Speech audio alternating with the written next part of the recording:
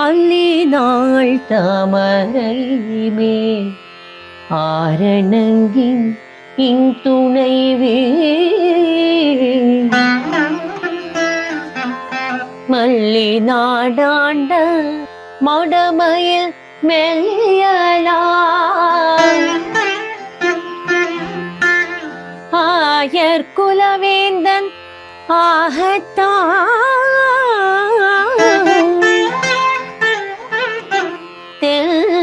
Puduvai wear பயந்த விளக்கு தென் Puduvai wear பயந்த விளக்கு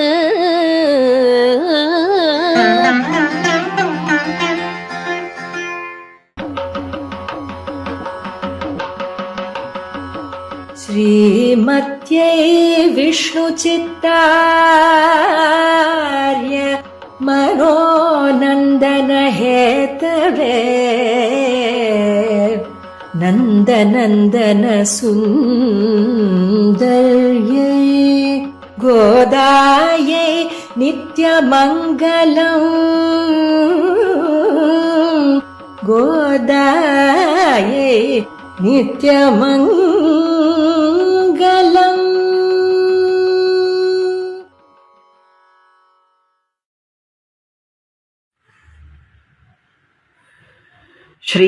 श्रीशैलेशदयापात्रं देवत्यादिगुणार्णवं यतीन्द्रप्रवणं वन्दे रम्यजामातरं मुनिं लक्ष्मीनाथसमारम्भां नाथयामुनमध्यमाम् अस्मदाचार्यपर्यन्तां वन्दे गुरुपरम्पराम् आचार्यन् திருவடிகளே சரணம். அஞ்சு கொடிக்கொரு சந்ததியாய் ஆழ்வார்கள் தஞ்சையலை விஞ்சி நிற்கும் தன்மையளாய் பிஞ்சாய் பழுத்தாளை ஆண்டாளை பத்தியுடன் நாளும் வழுத்தாய் மனமே மகிழ்ந்து. ஸ்ரீமதே ராமானுஜாய நமஹ. ஸ்ரீமத் வரவரமுனையே நமஹ.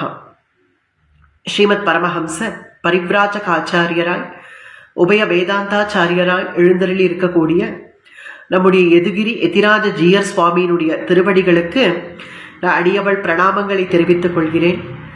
இந்த திருவாடிப்பூர மகோத்சவத்தில் அடியவளுக்கும் இத்தகைய பெரும் பாக்கியத்தை கொடுத்த சுவாமியினுடைய அந்த கருணைக்கு தலையல்லால் கைமாறிலேனே அப்படின்னு சொல்லுவதை தவிர வேற வார்த்தை அறியேன்.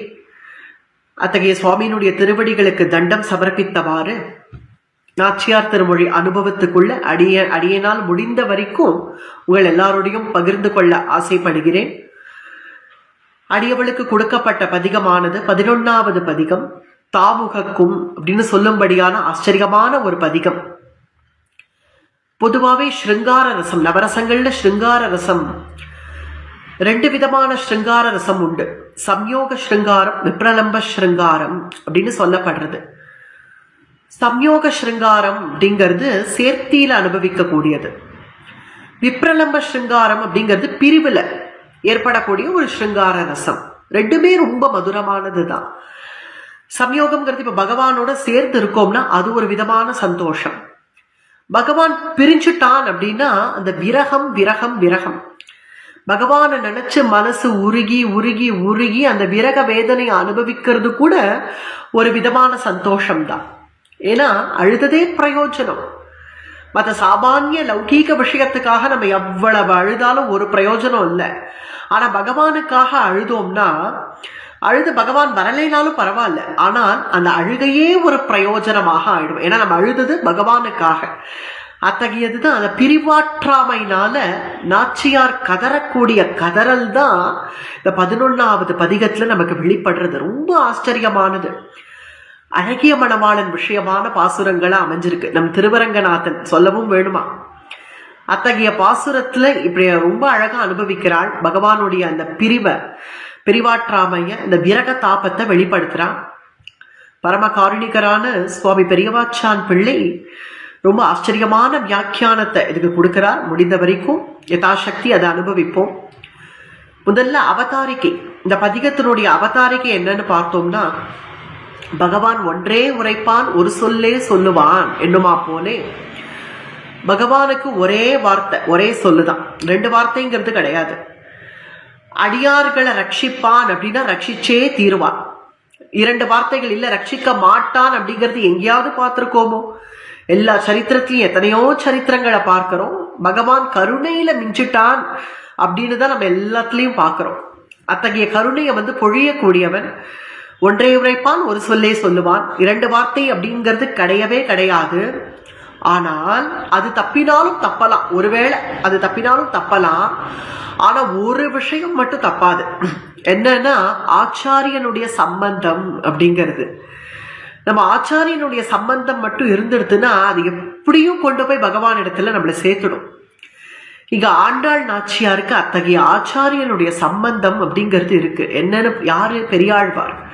தன்னுடைய தகப்பனாரும் பெரியாழ்வார் தான், ஆச்சாரியனும் அவரே தான். அப்படி இருக்க அந்த ஆச்சாரியனுடைய சம்பந்தமானது நிச்சயம் நம்மள பெருமாள்கிட்ட கொண்டு போய் சேர்த்துடும். இதுக்கு ரொம்ப ஒரு ஆச்சரியமான ஒரு விஷயத்தை எடுக்கிறார் சுவாமி பெரியவாச்சான் பிள்ளை. அது பீஷ்மாச்சாரியால் சரதல்பத்துல விழுந்து கிடக்கிறார். அதாவது பார்த்தனுடைய பானங்கள் அடிபட்டு துளைத்து எரிஞ்சவராக சரதல்பத்துல அப்படி ஒரு வேதனை அனுபவிச்சுட்டு படுத்துட்டு இருக்கார். என்ன வேதனை? சரீர விஷயமான வேதனையா? பார்த்தனுடைய பானங்கள்னா எப்படி இருக்கும்? அவ்வளவு கூர்மையா அடிபட்டு விழுந்திருக்காரே. அத்தகைய சரீர விஷயமான வேதனையோ அப்படின்னு பார்த்தோம்னா வாஸ்தவமா அது ஒரு பக்கம் இருக்கதான் இருக்கு, இல்லைன்னு சொல்ல முடியாது இல்லையா? தேகம்ங்கிறது இருக்கு, சரீர தர்மம்ங்கிறது இருக்கத்தானே இருக்கு. அது ஒரு பக்கம். மற்றொரு பக்கம் என்னன்னா அத்தகைய விரகம், அதாவது ஸ்வச்சந்த மிருத்யு அப்படிங்கிறதுனால இப்ப நம்ம மிருத்யுவை சங்கல்பிக்க வேண்டிய நேரம் வந்துடுத்தே. இன்னமும் கண்ணபிரானுடைய தரிசனம் கிடைக்காம இருக்கே. எப்ப கண்ணபிரானுடைய தரிசனம் கிடைக்குமோ அப்படிங்கிற வேதனை அவர் அனுபவிக்கிறச்சே. இங்க ஹஸ்தினாபுரத்துல ஏதன் மத்தியே பார்த்தா கண்ணபிரான் யாரையும் இங்க தியானம் பண்ணிட்டு உட்காந்துருக்காராம். தர்மபுத்திரர் கண்ணபிரானை பார்க்கணும் அப்படின்னு வரச்சே வாசல்ல இருக்கக்கூடிய துவாரபாலகர்கள், பகவானுடைய பந்துக்களான சாத்தியகி, தாருகன் முதலிய பந்துக்கள் சொல்றா தர்மபுத்திரர்கிட்ட, இப்ப பகவானை பார்க்க முடியாது, தியானத்துல இருக்கார். தியானத்துல இருக்காரா? ஒன்னும் புரியல. என்ன தியானத்துல இருக்கார் அப்படின்னு தர்மபுத்திரர் சரி பகவானை பார்த்து இந்த சந்தேகத்தை கேட்டுட்டுதான் போகணும் அப்படின்னு வாசல்லையே காத்துட்டு இருக்கார். தியானம் முடிஞ்ச உடனே தர்மபுத்திரரை கூப்பிட்டு அனுப்பிக்கிறார். தர்மபுத்திரர் அங்க போறார். போய் பகவான் கண்ணபிரானை பார்த்து கேட்கிறார், எனக்கு ஒரு பெரிய சந்தேகம் வந்துடுதுப்பா. இந்த பிரபஞ்சம் பூரா யார தியானம் பண்றதுன்னு பார்த்தா அது ஒன்னதான். எத்தனை யோகேஸ்வர கிருஷ்ணகான்னு ஒன்னதான் எல்லாரும் தியானம் பண்றா. ஆனா நீ யாரையோ தியானம் பண்றியாமே, அது யாரப்பா தியானம் பண்ற? நீ யாரு தியானம் பண்ற அப்படின்னா, நான் என்னுடைய அடியவர்களை தியானம் பண்றேன். என்னுடைய அடியார்கள் எத்தனை பேர் இருக்கா, என்னுடைய பக்தர்கள், பிரபன்னர்கள், அவர்களை நான் தியானம் பண்றேன் அப்படின்னதும், அப்படியாகில் இப்போ உன்னுடைய எத்தனையோ பக்தர்கள், உனக்கு எந்த பக்தனை நீ இப்போ தியானம் பண்ணாய் அப்படின்னு தர்மபுத்திரர் கேட்டதும், ஷரதல்பகதோ பீஷ்மஹா ஷாம்யன்னிவ ஹுதாசனஹ மாம் தியாதி புருஷ வியாக்ரஹ ததோ மே தத்கதம் மனஹ. ஷரதல்பகதோ பீஷ்மஹ, பீஷ்மரை தியானம் பண்ணேன். ஈடு இல்லாம சரதல்பத்துல படுத்துட்டு இருக்காரே அந்த பீஷ்மரை தான் தியானம் பண்ணேன் அப்படின்ன உடனே தர்மபுத்திரர் கண்ணில் அப்படியே பொலன்னு கண்ணீர் வந்தது. பீஷ்மர தியானம் பண்ணியா அப்படின்னு நின்னதும், அண்ணா வரியா, நம்ம எல்லாரும் சேர்ந்து போய் பீஷ்மரை பார்க்கலாம் அப்படின்னு தர்மபுத்திரரையும் அழைச்சுண்டு பஞ்ச பாண்டவர்களையும் அழைச்சுண்டு கண்ணபிரான் சரதல்பத்துல இருக்கக்கூடிய பீஷ்மரை குருக்ஷேத்திரம் வரைக்கும் போய் கண்ணபிரான் தரிசனம் கொடுத்தார். அப்படி இருக்க அடியார்களை எந்த திசையிலையும் கண்ணபிரான் கைவிட மாட்டான். அப்படி பீஷ்மாச்சாரியாளுக்கு போய் தரிசனம் கொடுத்த பகவான் என்ன மறந்துட்டாரோ அப்படின்னு ஆண்டாள் நாச்சியார் அனுபவிக்கிறதாக பெரியவாச்சான் பிள்ளையினுடைய அனுபவம். அத்தகைய பீஷ்மாச்சாரியாளுக்கு எப்படி பகவான் போய் தரிசனம் கொடுத்தாரோ அதே போல நமக்கும் ஒரு நாள் வருவான், வராம இருக்க மாட்டான். இவள் நிலைய இப்படி இத்தகைய விரக வேதனை அனுபவிச்சுட்டு இருக்கக்கூடிய இந்த ஆண்டாள் நாச்சியாருடைய நிலைய கண்டறியறதுக்காக அங்கு இருக்கக்கூடிய தோழிமார்கள், தாய்மார்கள் மற்றும் சில ஸ்திரீகள் எல்லாருமாக திரண்டு அடைய புகுந்து, அதாவது ஆண்டாள் நாச்சியார் இருக்கிற இடத்துக்குள்ள வந்து அவள் இருக்கிற நிலைய பார்க்கிறார்கள். எல்லாம் எப்படி இருக்கா அப்படின்னா அவர்களெல்லாம் பார்த்து யார்கிட்டயாவது பகிர்ந்துக்கணும் இல்லையா நம்முடைய பகவத் அனுபவத்தை. இந்த மாதிரி இருக்கக்கூடிய சத்சங்கத்துல இருக்கக்கூடியவர்கள்ட்ட தானே பகிர்ந்துக்க முடியும். இவர்களெல்லாம் பார்த்ததும் இவர்கள்ட்ட பகிர்ந்துக்கணும் அப்படின்னு தோணித்து உடனே இவர்கள்ட்டெல்லாம் பார்த்து சொல்றா ஆண்டாள் நாச்சியார், பாருங்கோளே என் நிலைமைய பாருங்கோ, பகவான் எனக்கு எப்படி உதவி இருக்கான்னு பாருங்கள், எனக்கு இன்னும் பகவான் வரலையே, எனக்கு தரிசனம் கொடுக்கலையே.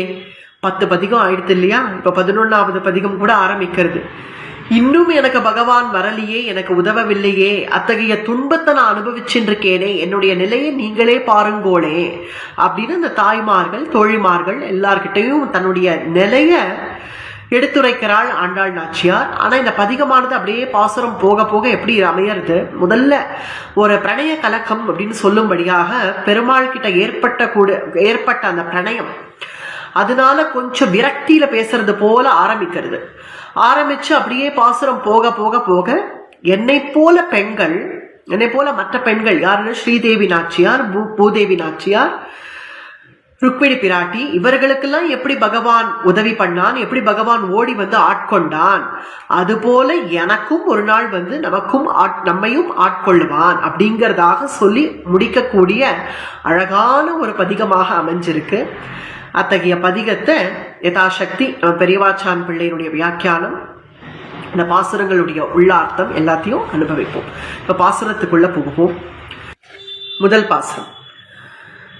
தாமுகக்கும் தம் கையில் சங்கமே போலாவோ, யாமுகக்கும் எங்கையில் சங்கமும் ஏந்திழையீர், தீமுகத்து நாகனை மேல் சேரும் திருவரங்கர், ஆமுகத்தை நோக்காரால் அம்மனே அம்மனே, ஆமுகத்தை நோக்காரால் அம்மனே அம்மனே. ஆ முகத்தை நோக்காரால் அப்படின்னு ஆனா இங்க கதறல், நாச்சியாருடைய கதறல் இங்க தெரியறது. உன்னுடைய முகத்தை திரும்பி காட்ட மாட்டியா, முகத்தை நோக்காரால், பார்க்கலன்னா உயிரே போயிடும் போல இருக்கேன். இங்கேருந்து கிளம்பி திருவரங்கத்துக்கு போய் பகவத் தரிசனம் ஆனோன்னு போனா அவர் பாட்டு சேஷசாயியா பள்ளி கொண்டிருக்கார்.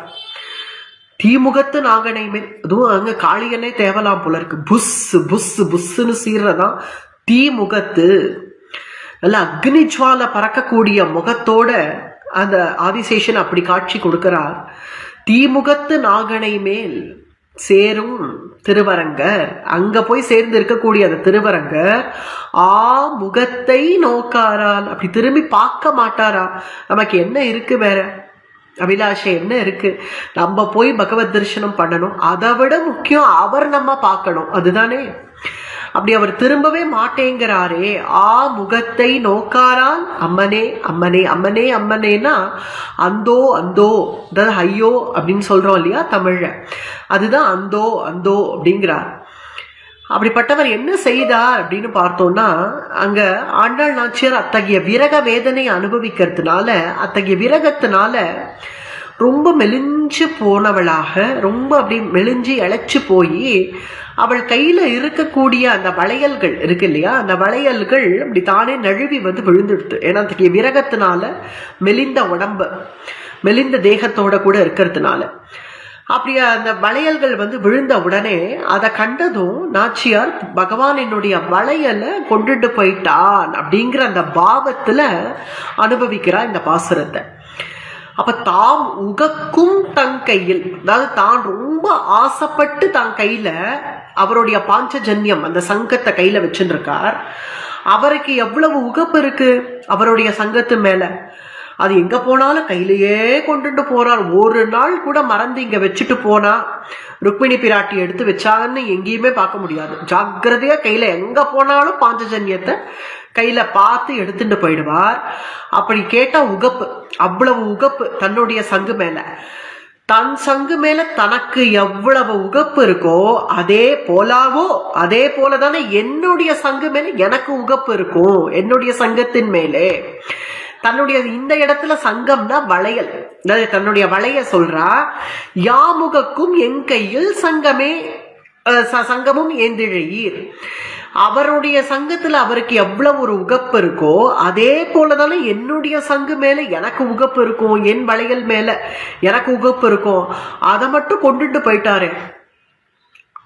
நம்ம போய் அந்த அவருடைய சங்கு அப்படியே பார்த்துட்டு இருக்கோம். அவருடைய பாஞ்சஜன்யத்தை நம்ம அப்படியே பார்த்துட்டு இருக்கிறதுனால அவரை என்ன பண்றாராம், நம்முடைய வளையல்கள் அப்படியே பார்க்கறாராம். என்னுடைய வளையலை நன்னா பார்த்துக்கிறார். நான் நல்லா வளைய அடிக்கின்னு இருக்கேன் இல்லையா, அந்த வளையல்கள் அப்படியே நன்னா பார்த்து வச்சுக்கிறார். பார்த்து வச்சுட்டு சமயம் பார்த்து என்னுடைய வளைய கட்டிட்டு போயிட்டாரு. அவருடைய உகப்புக்கு பாத்திரமான பாஞ்சஜன்யத்தை அவர் கையில பிடிச்சுட்டு இருக்கிறதுக்கு ஈடு இல்லையோ என்னுடைய வளையல். அது போல அவருக்கு எப்படி அவருடைய சாமான் மேல அவ்வளவு ஆசை இருக்கோ அது போலதானே எனக்கு என்னுடைய வளை மேல ஆசை இருக்கு. அதை கொண்டுட்டு போயிட்டானே அப்படின்னு கதறக்கூடியதாக அமையிறது. இது பொதுவாக இந்த வியாக்கியானம். ஆழ்ந்து பார்த்தோம்னா இதுக்கு வியாக்கியானம் ரகசியார்த்தங்கள்ல சிலது எடுத்து அனுபவிச்சோம்னா பொதுவாகவே பகவான் இப்படி எல்லாம் சொல்லக்கூடும், ஆனா அப்படி சொல்ல மாட்டார் அப்படின்னு பெரியவாச்சான் பிள்ளை இதை அனுபவிக்கிறார். முதல்ல பகவான் சர்வதா ஸ்வதந்திரன். அவன் ஸ்வதந்திரமானவனா இருக்கிறதுனால அவனை யாரும் போய் எந்த கேள்வியும் கேட்க முடியாது. என்ன நீ ரட்சிச்சே ஆகணும் அப்படின்னு போய் சொல்லிட முடியுமா? அவன் சர்வதா ஸ்வதந்திரன். அவனிடத்துல போய் எந்த கேள்வியும் கேட்க முடியாது. அதனால என்னிடத்தில் வராம இருக்காரோ அப்படின்னு பார்த்தா அப்படி கிடையாது. அது எப்படி வராம இருக்க முடியும்? அடியார்கள் இடத்துல எப்படி அவனால வராம இருக்க முடியும்? அது ஒரு வார்த்தை அல்ல. பின்ன அவனை யாரும் போய் நிர்பந்திக்க முடியாது. நீ இன்னதுதான் செய்யணும், இப்படிதான் இருக்கணும் அப்படின்னு யாராவது போய் நிர்பந்திக்கவா முடியும் பகவான் இடத்துல? அதுவும் பண்ண முடியாது, நிர்பந்திக்க முடியாது. நான் இன்னதான் செய்யணும்னு நிர்பந்திக்க முடியாது. அதனால என்னை நிர்பந்திக்காதே, நான் ஏன் உன்னிடத்துல வரணும் அப்படின்னு கேட்கிறானோ பகவான் அப்படின்னு பார்த்தா அதுவும் வார்த்தை அல்ல. அப்படியும் இல்லை, அப்படியும் சொல்ல முடியாது. ஏன்னா அடியார்கள் விஷயத்துல அப்படி சொல்லிட முடியுமா பகவானால? அதுவும் ஆண்டாள் நாச்சியார் விஷயத்துல விசேஷத்தகா ஆண்டாள் நாச்சியார் விஷயத்துல அதுவும் வார்த்தை அல்ல. அப்படி அல்ல. அப்படி இருந்த போதிலும் பகவான் ஏன் இன்னும் என்னிடத்தில் வரவில்லை அப்படிங்கிற அந்த துன்பத்தினால அவன் கையில தாம் உகக்கும், தான் அவ்வளவு ஆசையோட கூட தன் கையில வச்சுருக்கக்கூடிய அந்த சங்கத்தை ஒரு ஆபரணமாக அனுபவிக்கிறாள் ஆண்டாள். பொதுவாகவே சங்கத்தை ஆயுதமாகவும் சொல்லுவார்கள், ஆபரணமாகவும் சொல்லுவார்கள். ஆயுதமாக சொல்றது உண்டு. ஏன்னா பாஞ்சஜன்யத்தை அது எப்படி ஆயுதமாக ஆகும்னா ஆகும். ஏன்னா குருக்ஷேத்திர யுத்தத்தும் போது அப்படி அந்த பாஞ்சஜன்யத்தை எடுத்து ஓதின உடனே கண்ணபிரான் பாஞ்சஜன்யத்தை எடுத்து தன்னுடைய அதரத்துல வச்சு ஊதின உடனே பாஞ்சஜன்யம் ரிஷிகேஷஹ தேவதத்தம் தனஞ்சயஹ, பகவத்கீதையில இதை அனுபவிப்போம். அப்படி பாஞ்சஜன்யத்தை ஓதின உடனே அப்படி நடுநடுங்கி போயிட்டார்களாம். எதிர்கட்சியில இருக்கக்கூடிய தார்த்தராஷ்டிரர்கள் அப்படின்னு சொல்லக்கூடிய திருதராஷ்டிர புத்திரர்கள் எல்லாம் சகோஷோ தார்த்தராஷ்டிராணாம் ஹிருதயானி வியதாரயத், அப்படி ஹிருதயமே அப்படி உடைஞ்சு போச்சா. அந்த அளவுக்கு ஒரு பயம்.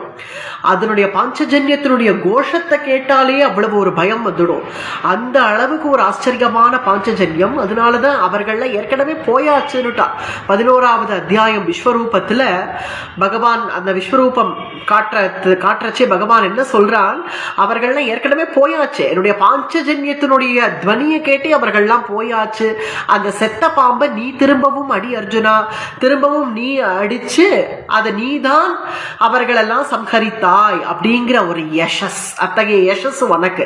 ஆனா அவர்கள்லாம் ஏற்கனவே பாஞ்சஜன்யத்தினுடைய கோஷத்தை கேட்டே போயிட்டார்கள் அப்படின்னு சொல்லும்படியான அந்த பிறரை, அதாவது எதிரிகளுடைய ஹிருதயத்தை கூட அப்படி ஒரு ஆட்டும்படியான அத்தகைய பாஞ்சஜன்யத்தை ஆயுதமாகவும் அனுபவிக்கலாம், ஆபரணமாகவும் அனுபவிக்கலாம். அழகா அதை கையில வச்சுட்டு இருக்கக்கூடிய ஒரு ஆபரணம். இங்கே ஆண்டாள் நாச்சியார் அதை ஆபரணமாகவே அனுபவிக்கிறாள். அத்தகைய ஆச்சரியமான பாஞ்சஜன்யத்தை கையில வச்சுட்டு இருக்கக்கூடிய அந்த சங்கத்தை கையில வச்சுட்டு இருக்கக்கூடியவர் அதை யாம் உகக்கும். அதே போல அவருக்கு எவ்வளவு உகப்பு அந்த சங்கத்து மேல இருக்கோ அதே போல எனக்கும் என்னுடைய வளை மேல உகப்பு. சரி, பகவானை விட்டு அப்படி பிரிஞ்சு இருக்கோமே, அத்தகைய தாபம் தான். என் வளையல கொண்டு போயிட்டாரே, என்ன கொண்டு போகலையே அப்படிங்கிற அந்த தாப்பம். நிஜமாவே வளையல கொண்டு போயிட்டான்னு ஆண்டாள் நாச்சியார் அழறாளான்னு பார்த்தா, என் வளையல கொண்டு போக தெரிஞ்ச அவனுக்கு என்ன கொண்டு போக தெரியலையே, என்ன மட்டும் இங்க விட்டு வச்சுட்டாரே அப்படின்னு இப்ப அந்த ஆதிசேஷனை கவனிக்கிறான். தீமுகத்து. அது ஏன் தீமுகத்து அப்படின்னு சொல்றான்னு பார்த்தோம்னா, எதிரிகள் யாரும் கிட்ட வரவே வேண்டாம், கிட்ட வரவே முடியாது. அப்படி அந்த கொடூரமான கோரமான முகமுடைய ஆதிசேஷன் புஸ் அப்படின்னு ஒரு சீறினார்னா போறோம், யாரு கிட்டக்கவே வர முடியாது. எதிரிகளை தானே தன்னுடைய அந்த அக்னிஜ்வால பறக்கக்கூடிய அந்த கண்களால அவர் வீழ்கிற ஒரு பார்வையே போறோம். அதுவே எதிரிகளை கிட்டவே அண்ட விடாது. அத்தகைய தீமுகத்து நாகனை மேல் நல்ல சொகுசா ஏறி பள்ளி கொண்டுட்டார். அது மேல ஏறி பள்ளி கொண்டுட்டான். ஆனால் இப்ப என்னுடைய பொருள் அவனிடத்துல இருக்கு, என் வளையல் அவனிடத்துல இருக்கு. ஆனா அவனுடைய சங்கு இன்னும் என்னிடத்துல வந்து சேரலையே. அதுக்கு தானே ஆசைப்பட்டேன், பாலண்ட வண்ணத்து அந்த பாஞ்சஜன்யமேன்னு அதுக்கு தானே பிராட்டி ஆசைப்படுறா தாயார் நாச்சியார். போல்வன சங்கங்கள்லாம் பாசுரம் வருது இல்லையா, அத்தகைய சங்குக்கு நாம் ஆசைப்பட்டோம். அவன் கண்ணா எனக்கு உன்னுடைய சங்கு எனக்கு கொடு, எனக்கு உன் சங்கு கொடு. எதுக்கு? பஜனைக்கா நாம சங்கீர்த்தனத்துக்கா சங்கா அப்படின்னா இந்த ஒரு சங்கம் வச்சுக்கோ அப்படின்னு. இந்த சங்கம் வேண்டாம், எனக்கு அந்த பாஞ்சஜன்யம் வேணும். நீ வாயில உன்னுடைய திருவாயில வச்சு உதறியே அந்த பாஞ்சஜன்யம் எனக்கு வேணும். அதுக்கு நான் எங்கடி போவேன்? என்கிட்ட இருக்கிறது அது ஒண்ணுதான் அப்படிங்கிறான் நான் பகவான். அந்த ஒண்ணுதான், அதை கொடுக்க முடியாது அப்படின்னு அவனுடைய சங்கத்துக்கு நாம் ஆசைப்பட்டோம். இது கொஞ்சம் அப்படி மாத்தி போட்டா வியாக்கியானம் ரொம்ப ரசமா இருக்கு. அதாவது நம்மெல்லாம் சேர்ந்து அவனுடைய சங்கத்துக்கு ஆசைப்பட்டோம், அவனுடைய பாஞ்சஜன்யத்துக்கு ஆசைப்பட்டோம். ஆனால் அவன் கடைசியில நடந்தது என்ன? அவன் வந்து நம்முடைய சங்க பிடுங்கிட்டு போனதுதான் மிச்சம். என்னுடைய கையில இருக்கக்கூடிய அந்த வளையல் அவன் பிடுங்கிட்டு போயிட்டானே. சரி, இதை கேட்பாரே இல்லையா? இதை யாரு கேட்பா? ஆதிசேஷனை பார்த்து சொல்றாளாம். இப்ப ஆதிசேஷனை தன்னுடைய பிறந்தாத்து பந்துவா நினைச்சுக்கிறான். பொதுவாவே இங்க ரொம்ப ஒரு ஆச்சரியமா இருக்கு வியாக்கியானம் பெரியவாச்சான் பிள்ளை. இது பொதுவாகவே ஒரு ஸ்திரீக்கு பிறந்தகத்து பந்து புக்ககத்து பந்து அப்படின்னு ரெண்டு விதமாக, பிறந்தாத்து பந்து புக்காத்து பந்துன்னு சொல்லுவா இல்லையா. அது இப்போ தன்னுடைய கணவனோட தனக்கு பிரச்சனை, அதாவது பெருமானோட. இப்ப இங்க ஆதிசேஷனை தன்னுடைய பிறந்தாத்து பந்துனா யாரு? ஒரு பெரிய ஆழ்வாரா எடுத்துக்கிறான்னு வச்சுப்போம். ஆதிசேஷனை தன் தகப்பனாரா எடுத்துக்கிறான்னு வச்சுப்போம். அத்தகைய ஆதிசேஷன் எப்படி இவ்வளவு உகப்போட கூட பெருமாள்கிட்ட இப்படி சேர்ந்திருக்கார்? எனக்கும் பெருமாளுக்கும் பிரச்சனை. இப்போ பிரணய கலக்கம் ஆயின்னு இருக்கு. இந்த பிரணய கலக்கத்துல அவர் இன்னும் என்னை பார்க்க வரலையேன்னு நான் இங்க கதறின் இருக்கிற சமயத்துல ஒரு ஸ்திரீக்கு அப்படித்தானே தோணும். தனக்கு தன் கணவனோட ஏதோ ஒரு பிரணய கலக்கம், மனக்கசப்பு அப்படி இருக்கிறச்சே தன்னுடைய பிறந்தாத்து பந்துவும் புக்காத்து பந்துவும் அப்படி கூடி ஒன்னா பேசி பழகின்னு இருந்தா அந்த ஸ்திரீயானவள் எப்படி மனசு சங்கடப்படுவளோ அது போல இப்ப நான் இவரோட பிரச்சனை, இவர் என் இடத்துல வரமாட்டேங்கிறாரு, நான் அவ்வளவு தாபப்பட்டு இருக்கேன், கஷ்டப்பட்டு இருக்கேன். இப்ப என்னடானா இவர் பாட்டு கூடி சேர்ந்து தன்னுடைய உடம்பையே பகவானுக்கு படுக்கையாக கொடுத்துட்டு உக்காண்டிருக்காரே அப்படிங்கிற ஒரு தாபத்தினால தீமுகத்து நாகனை மேல், அந்த தீமுகத்து நாகனை மேல் சேரும் திருவரங்கர், அப்படி சேர்ந்து படுத்துட்டு இருக்கக்கூடிய திருவரங்கர் அவர் முகத்தை திருப்பி என்கிட்ட காட்ட கூட அவர் விருப்பப்படல. இங்க ஏந்தெழையீர் அப்படிங்கிறதுக்கு ஒரு வியாக்கியானம். ஏந்தெழையீர் அப்படின்னா இங்க கூடி இருக்கக்கூடிய அந்த தாய்மார்கள், தோழிமார்கள், இவர்கள் எல்லாரையும் பார்த்து அவர்கள் கையிலயும் வளையல் இல்ல போல இருக்குன்னு நினைச்சுண்டா முதல்ல தாயார். ஆனா பார்த்தா அவர்கள் கையில எல்லாம் இருக்கு, வளையல் இல்லாம இல்ல இருக்கு. எல்லாரும் ஏந்தெழையீர், அதாவது ஆபரணங்கள் எல்லாம் அணிஞ்சின்னு இருக்கக்கூடிய ஸ்திரீகளாக வந்திருக்கார்கள். அப்படி இருக்கு, உங்க கையில எல்லாம் வளையல் இருக்கே. அப்ப வளையல் இல்லாதவா வளையல் இருக்கிறவாள் இடத்துல தானே போய் கேட்க முடியும். அதனால இந்த தாய்மார்கள் எல்லாம் பார்த்து கேட்கிறா, வளையல் இல்லாதவா எப்படி இருக்கிறவாள்கிட்ட, அதாவது இல்ல வியாக்கியானம் பெரியவாச்சான் பிள்ளை பண்றார். எப்படி ஒரு கிரகஸ்தன் தனக்கு தன்னுடைய கிரகத்துல இருக்கக்கூடிய தன்னுடைய மைந்தனுக்கு ஒரு பொண்ணு பார்க்கணும், கல்யாணம் ஆகணும் அப்படின்னு நினைச்சா அவன் வேற ஒரு கிரகஸ்தன்ட்ட தானே போய் கேட்க முடியும். கல்யாணம் ஆகணும், ஒரு நல்ல பொண்ணா பாருன்னு ஒரு சன்னியாசிகிட்ட போய் கேட்க முடியுமோ? சன்னியாசி கிட்ட போய் எனக்கு ஒரு பொண்ணு பாருங்களே என் பிள்ளைக்கு அப்படின்னு கேட்க முடியாது இல்லையா? அதே போல ஆபரணம் இல்லாத நாச்சியார் ஆண்டாள் ஆபரணம் இருக்கக்கூடிய ஏந்திழையீர் அந்த தாய்மார்கள் எல்லாம் பார்த்து கேட்கிறாளாம், நீங்கள் எப்படி ஒரு பிரளயத்தும் போது யாராவது ஒருத்தன் ஓடி ஒழிய முடியுமோ? அப்படி இருக்கு, இங்க எவ்வளோ பெரிய ரகங்கள்லாம் நடந்துட்டு இருக்கு, பகவான் என்னுடைய வளையல புடுங்கிட்டு போயிட்டான், நான் இங்க தாப்பப்பட்டு இருக்கேன், உங்களால எப்படி வளையல் அணிஞ்சுண்டு வந்து இங்க நிக்க முடியாது? அதனாலேயே சங்கமும் ஏந்திழையீர்.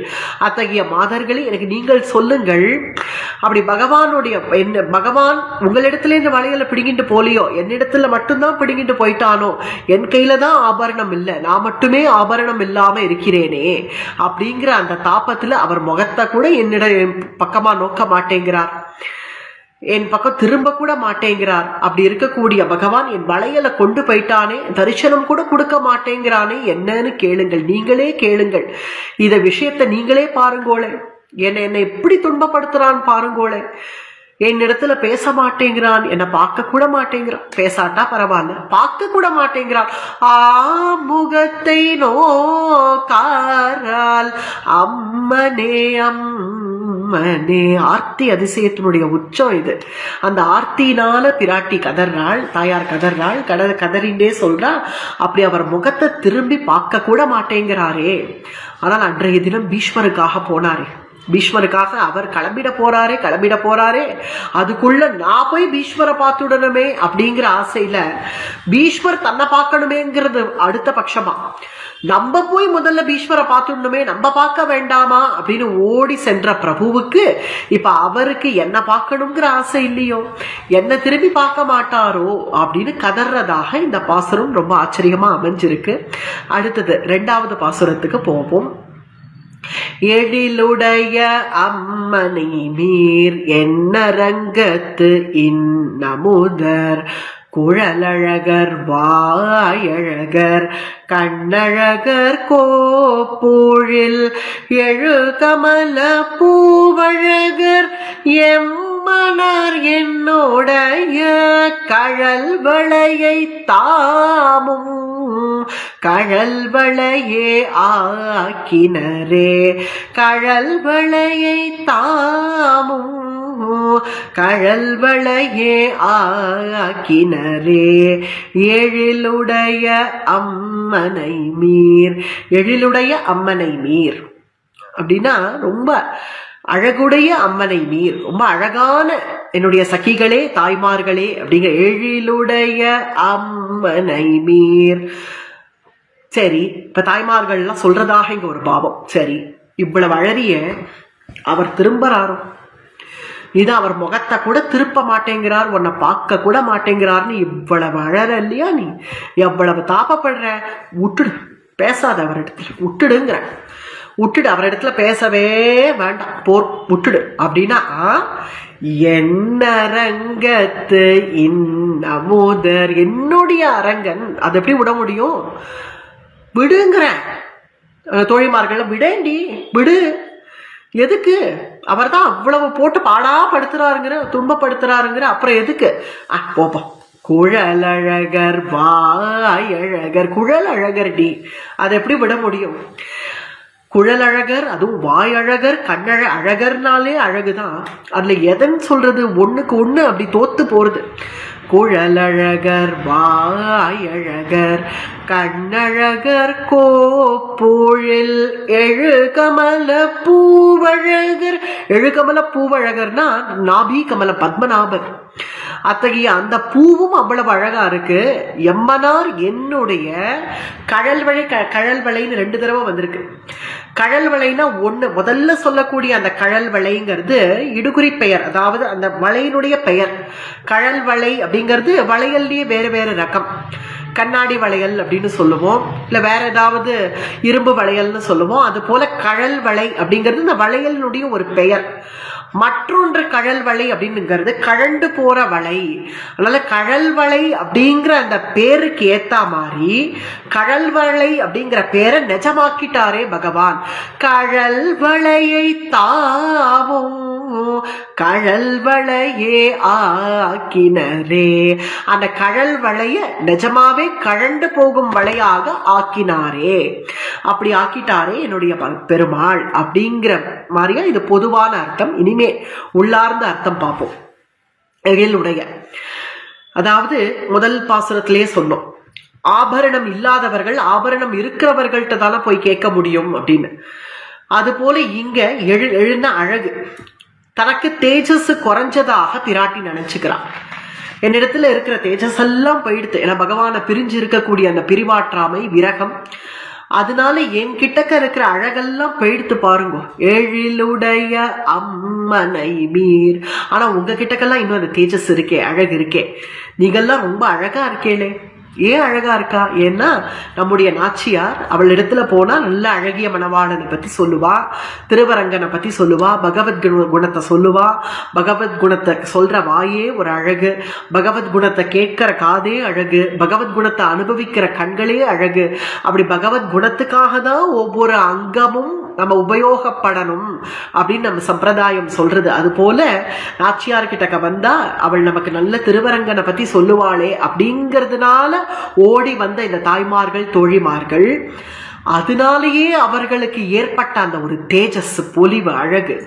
அதனால பகவத்குணத்தை கேட்க கேட்க கேட்க இல்ல சொல்ல சொல்ல சொல்ல அதை அனுபவிக்கிற ஆனந்தத்துல முகத்துல ஒரு தேஜஸ் வந்துடும். அத்தகைய தேஜஸ் உடைய தாய்மார்களா இருக்கிறதுனால, தோழிமார்களா இருக்கிறதுனால எழிலுடைய அம்மனை மீர், அழகுடைய தாய்மார்கள், அழகான ஸ்திரீகள். ஆனால் எனக்கும் தேஜஸ் எல்லாம் போயிடுத்துங்கிறான். எனக்கு தேஜஸ் எல்லாம் போயிடுது, ஏன்னா பகவானுடைய விரகத்தினால இந்த விரகத்தை அனுபவிச்சு என் அரங்கத்து இன்னமுதர் அமுதம் அமிர்தம் அப்படின்னு இங்க பொருள். பெரியவாச்சான் பிள்ளை அப்படி அனுபவிக்கிறார். சாமானிய அங்க அமிர்த மந்தரன் லீலையில அந்த மந்திரமலையை கடைஞ்சு அதுல எடுத்த அமிர்தமானது தேகத்துக்கு உபயோகமாகும். எதுக்காக அமிர்தம் கடைஞ்சார்கள்? நம்ம இனிமே அமரர்களா போயிடணும் அப்படிங்கிறதுக்காக கடைஞ்சார்கள். அது தேக விஷயமானது. ஆனால் என் அரங்கத்து இன்னமுதர், என்னுடைய அரங்கின் விஷயமான அந்த அமிர்தமோ அவன் எப்படின்னா நமக்கு ஆத்மாக்கு பிரயோஜனம், அப்படி ஆத்ம சுத்திக்காக பிரயோஜனம். பகவானுடைய தரிசனமே நம்ம ஆத்மாவை சுத்திப்படுத்திடுறது. அத்தகைய இந்த ஆத்மா தான் இந்த சரீரத்தை தாங்கிறது. சரீரமா ஆத்மாவை தாங்கிறது இல்லை. சரீரத்தை அந்த ஆத்மா எப்போ வெளியில புறப்பட்டு போயிடுத்தோ அந்த உடல் விழுந்துடுறது இல்லையா, அத்தகைய ஆத்மா தான் பிறகு நம்முடைய சரீரத்தை தரிக்கிறது. அப்படிங்கிறதுனால அத்தகைய ஆத்மாக்கு பிரயோஜனமா இருக்கக்கூடிய அத்தகைய திருவரங்கன் அவனிடத்துல போய் பார்த்தாலேயே சம்சார துக்கங்கள்லாம் விலகி நம் மனசுல ஏற்பட்டிருக்கக்கூடிய சாதாரண சம்சாரிக விஷயமான போகங்கள், விஷய சுகங்கள் இதெல்லாம் விலகிடுறதுனால அவர் அமுதர், அத்தகைய அமிர்தத்தை பருகிறதுனால என்னரங்கத்து இன்னமுதர் குழலழகர். குழலழகர் முதல்ல அந்த பெருமாளுடைய திருமேனியை வர்ணிக்கிறார். நாச்சியார் வர்ணிக்கிறது ஒரு பக்கம் இருந்தாலும் சூர்பனகையே வர்ணிக்கிறார். பின்ன நாச்சியார் வர்ணிக்க மாட்டாளோ? சூர்பனகை மூக்கருப்பட்டு போன சமயத்துல கூட ராமலக்ஷ்மணர்களை என்ன வர்ணிக்கிறார்? तरुणौ रूपसम्पन्नौ सुकुमारौ महाबलौ गो पुण्डरीकविशालाक्षौ चीरकृष्णाजिनाम्बरौ गो.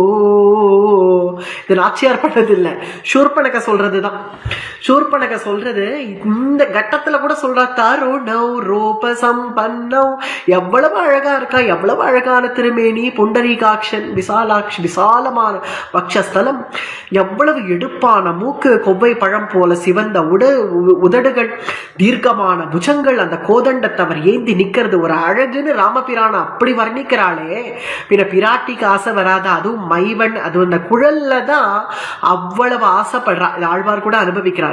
மைவண்ண நருங்குஞ்சி குழல் பின் தாழ மகரம் சேர் குழை இருப்பாடிலங்கியாட எய் வண்ணமென் சிலையே துணையாயிங்கே இருவராய் வந்தார் என் முன்னே நின்ற நின்றார். கை வண்ணம் தாமரை வாய் கமலம் போலும் கண்ணினையும் அரவிந்தம் அடியும் அதேயே அவ்வண்ணத்தவர் நிலைமை கண்டும் தோழி அவரை நாம் தேவரென்று அஞ்சினோமே. மை வண்ணனரும் குஞ்சி. நல்ல மை வண்ணம், மை கண்ணுக்கு தீட்டிக்க கூடிய அந்த மை எவ்வளவு கரு கரு கரு கருன்னு இருக்குமோ அது போல மை வண்ணனரும் குஞ்சி குழல் பின் தாழ. அப்படி பின்னாடி வந்து அப்படி தாழ்ந்து அழகா நிக்கிறதாம். அப்படி தாழ்ந்து நிற்கக்கூடிய அழகான அந்த குழல்ல அவ்வளவு ஆசைப்படுறா பிராட்டி. இது என்ன ஒரு ரிஷியே ஆசைப்படுறார். காக்க பக்ஷதரம் வீரம் ஜேஷ்டம் மே தாத்து மருகசி அப்படின்னு விஸ்வாமித்ரர் அவர் ரிஷி. அவர் ஆயுதங்களை தான் சிருஷ்டி பண்ணுவார். வாஸ்தவமா போன அவர் எங்கேயாவது தப்பி தவறி கூட ஒரு தோரணம் கட்டினார், ஒரு ரசனை எல்லாம் அவருக்கு இருக்குமோ இருக்காது. ஆனா அவர் கூட பகவானுடைய அந்த குழல் அழகுல, அதாவது தலைமுடி கூந்தலுடைய அழகுல அவ்வளவு ஆசைப்பட்டு காக்க பக்ஷதரம் வீரம், அவ்வளவு அழகா காக்கையினுடைய சிறகு போல அப்படி சேர்ந்து இருக்கக்கூடிய அழகான அந்த குழல் அப்படின்னு அவர் வர்ணிக்கிறார். பிரம்மஜானியான ஜனகர், அந்த ஜனகர் கூட வர்ணிக்கிறார். காக்க பக்ஷதரௌ வீரௌ ஸ்ரோதுமிச்சாமி தத்வதஹா. அப்படி அந்த குழலை பார்த்து பிரம்மஜானிகள்லாம் மோகிச்சு போறா, பிரம்ம ரிஷிகள்லாம் மோகிச்சு போறா. பிராட்டிக்கு பின் ஆசை வராதா? அதனாலேயே குழல் அழகர் வாயழகர். பகவானுடைய அதரம், அந்த அதரம் ஒரு அழகு. குழல் முதல்ல பகவானுடைய கண்ணுடைய வீச்சை பார்க்க தைரியம் இல்லாம முதல்ல பகவானுடைய குழல்ல வரா ஆண்டாள் நாச்சியார். முதல்ல குழலுக்கு வந்துட்டா. குழல்லேந்து அப்படியே மொள்ளக்க இப்படி வந்து பகவானுடைய அதரம், அந்த அதரத்தை பார்த்த உடனே குழல் அழகர் வாயழகர். வாயழகர் பிறகு கண்ணை இப்படி பார்க்கிறா. கண்ணை பார்த்ததும் அது எல்லாம் தாமரை பகவானுக்கு. கை வண்ணம் தாமரை வாய் கமலம் போலும் கண்ணினையும் அரவிந்தம். கண்ணும் தாமரை. அந்த கண்ணை அழக பார்த்த உடனே அப்படியே அடியும் அதே அப்படியே இந்த திருவடியில விழுந்துடணும் அப்படின்னு வரா. பகவானுடைய கண் வீச்சை பார்த்த உடனே இனிமே மற்றவர்கள் திருவடியிலேயா விழுந்து பகவான் திருவடியிலேயே விழ வேண்டிதான். கண்ணினையும் அரவிந்தம் அடியும் அதே, அடியும் அதேன்னு விழ வரா. அப்படி விழ வர சமயத்துல குழல் அழகர் வாயழகர் கண்ணழகர் கொப்பொழில் அப்படி விழ வரணும்னு நினைக்கிறச்சு இந்த நாபி கமலத்தை பார்த்துட்டா. நாபி கமலத்தை பார்த்த உடனே அது ஒரு விதமான அழகா இருக்கு. கொப்பொழில் எழு கமல பூவழகர். அந்த நாபி கமலத்துல இருக்கிற அழகுல மோகிச்சு போய் அப்படியே அந்த நாபி கமலத்தை பார்க்கிறாளாம். பத்மநாபனாக இருக்கக்கூடிய அந்த நாபி கமலத்தை பார்த்து அதை ரசிக்கிறாள். முதல்ல பகவான் சிருஷ்டிய ஆரம்பிக்கணும் அப்படின்னு ஆரம்பிக்கிறச்சேவே பிரம்மாவை தான் முதல்ல சிருஷ்டி பண்றார். அந்த பிரம்மா கூட அந்த சேஷசயனா பகவான் பள்ளி கொண்டிருக்கிற அழக அப்படி பார்த்து தன்னுடைய ஹிருதய கமலத்துல பார்த்து பகவானை அனுபவிப்பாராகில் அத்தகைய ஆண்டாள் நாச்சியார் அந்த நாபி கமலத்தை பார்க்கறச்சு எவ்வளவு ஆனந்தப்பட்டிருப்பள். அந்த நாபி கமலத்தை பார்த்து அந்த அழகுல சொக்கி போனவளாக குழல் அழகர் வாயழகர் கண்ணழகர் கோப்பொழில் எழுகமல பூவழகர். எழுகமல பூவழகர், அந்த நாபி கமலம் அது ஒரு அழகு. பிறகு எம்மனார் என்னுடைய அப்படிங்கிறார். என்னுடைய என்னரங்கத்து எல்லாம் என்னுங்கிறா. ஏன்னா இங்க பாசுரம் ஆரம்பிக்கிறச்சேவே எழிலுடைய அம்மனை நீர்னு ஆரம்பிக்கிறது. அம்மனை நீர் அப்படின்னு ஆரம்பிக்கிறதுனால தன்னுடைய தாய்மார்களை பார்த்து சொல்ற. அம்மனை நீர் தோழி நீர்னு வந்திருந்தா நம்முடையன்னு சொல்லியிருப்பான். தோழியா இருந்தா நம்முடைய திருவரங்கர், நம்முடைய ரங்கநாதர் அப்படின்னு, நம்முடைய பெரிய பெருமாள் அப்படின்னு சொல்லியிருப்பான். ஆனா இங்க அம்மனை நீர் அப்படின்னு வந்ததுனாலயோ என்னமோ அம்மா தாய்மார்களை பார்த்து சொல்றதுனால என்ன சொல்றாங்க, என்னுடைய அத்தகைய என்னுடைய அந்த அரங்கர் கழல் வளைய, என்னுடைய இந்த கழல் வளைன்னு சொல்லக்கூடிய இந்த வளைய, கழல் வளைங்கிறது அதனுடைய பெயர், ஆனால் நிஜமாவே அதை கழல் வளையாக ஆக்கினாரே, நிஜமாவே அதை கழண்டு போற வளையாக ஆக்கிட்டாரே, என்னுடைய வளையலை பிடுங்கிட்டு போயிட்டாரே அப்படின்னு இந்த பாசுரத்துல, முதல் பாசுரத்துல அவ்வளவு விரகம் தெரிஞ்சது. ஆனா இந்த பாசுரத்துல பார்த்தா அப்படி பகவானை கொஞ்சம் அப்படி லாலனை பண்றது போல தெரியுது. அத்தகைய ஆச்சரியமான பாசுரம் இரண்டாவது பாசுரம். அடுத்தது மூணாவது பாசுரத்துல பகவான எப்படி, அதாவது ரெண்டாவது பாசுரத்துல திருமேனியினுடைய அழகெல்லாம் வர்ணிச்சுட்டே வந்தா.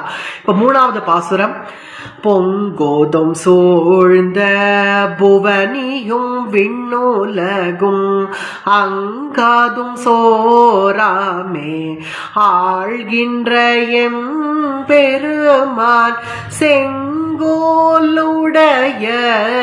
திருவரங்க செல்வனார் எங்கோல் வளையால் இடர் தீர்வர் ஆகாதே பொங்கோதம் சூழ்ந்த, பொங்கோதம் சூழ்ந்த, அதாவது கடல் சூழ்ந்த மண்ணுலகம் அப்படின்னு சொல்றது போல இந்த பூமியை சூழ்ந்து இருக்கக்கூடிய அந்த கடல் நீர், அந்த கடல் நீர் புவனியும் விண்ணுலகம், அதாவது இங்க இருக்க புவனி விண்ணுலகம் இது ரெண்டையும் எடுக்கிறா.